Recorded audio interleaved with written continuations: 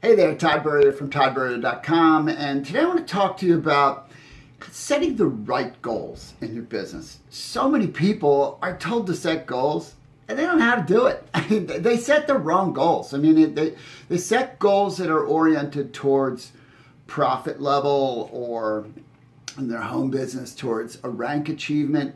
And there's nothing wrong with these goals. Don't get me wrong about that. The challenge is that those are result goals, and it's difficult to hold yourself accountable to a result goal. And so that's what I'm going to help you with right here. Because if you learn to set the right goals in your work, you'll succeed, because the right goals you can do, right? That you can take an action that creates a predictable outcome.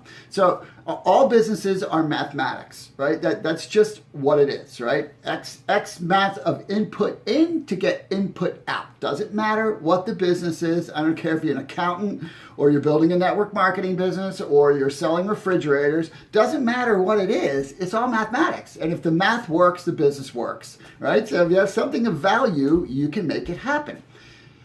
Worthy goals of significance are hard, right? I mean, if you're going to accomplish something of meaning, it's not going to be easy. So it's important for you to have clarity on the track, right? You have to have the track right. And this is where I see people get it wrong.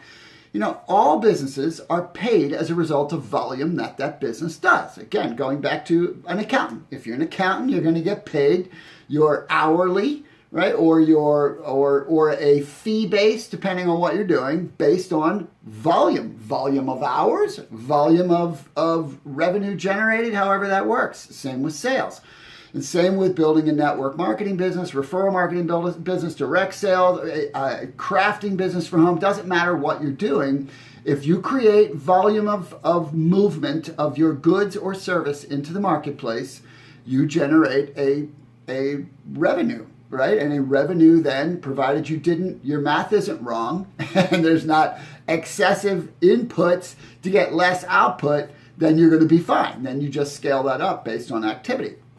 So if you've got something of value, you can succeed regardless of skill. That's the beautiful thing about a free enterprise. You don't have to be skilled if you've got, especially in network marketing, if you've got enough desire and will. And never forget when I first started following Jim Rohn many years ago, the late Jim Rohn, and just he was such an important mentor in my life.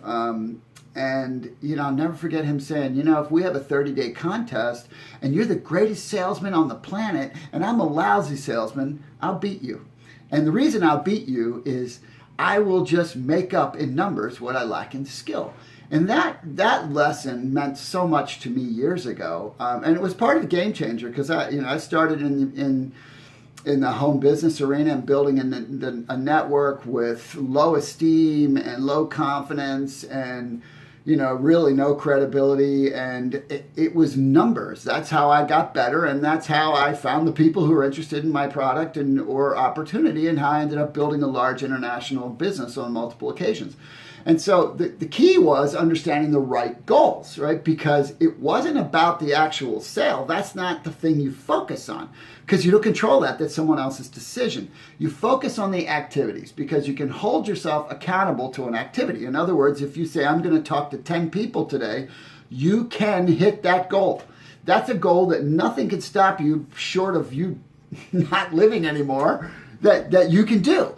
And that's where you have to understand that while it's great that you want to achieve a new rank, that you want to hit a certain sales volume, all that stuff is great. But if you don't boil it back and make the goals an action goal, you're not going to have a prayer. I mean, you're not going to have a prayer of consistency in doing it, because it is those initial actions. Contacts and presentations are what creates success. That's the number. Now, if you work the way I teach, it's mathematics with heart, because you're building relationships, you're using communication skills, you are trying to help someone. That's what your business is all about. And so here's where you have to look at setting the goals. The first goal you got to set is a number of reach outs and contacts per day. That is the first goal you have to have. Now, maybe you want to make that a monthly goal and back it in.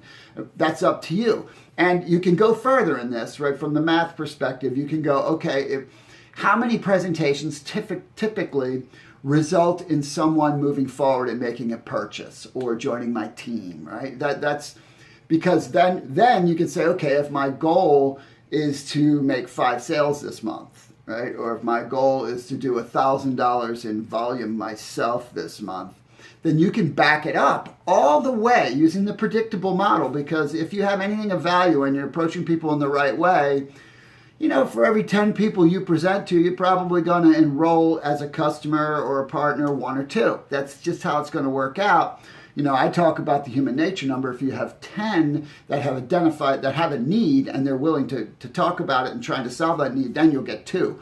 But you can't know sometimes if they really are trying to solve a need, right? That comes in the actual process. So if you boil it down to 1, you really make it simple for yourself.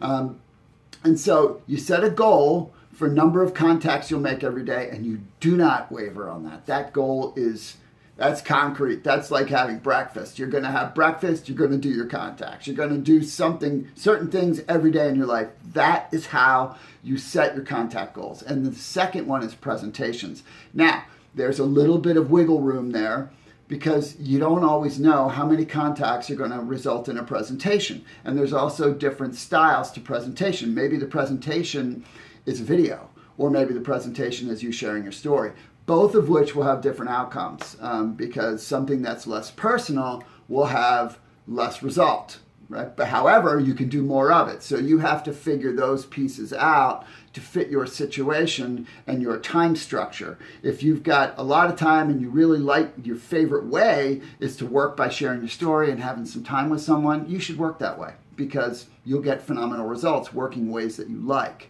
But if your time is a little tighter, then you want to mix and match it a little bit and be using tools as time leverage. And so then what you know about tools is they do a great job of sifting to get someone to someone who's interested in talking deeper, but your results will not be as consistently high, right? So in other words, telling your story and talking to people, you might sponsor 3 out of 10. And sharing a tool, you might get 1 out of 10, right? So however you're doing it, you will understand what your numbers are over time. And then you can easily hold yourself accountable to this number of contacts equals this number of presentations. And as long as I'm doing these 2 things, the results will take care of themselves. That is how you set the right kind of goals. Contact goals, presentation goals.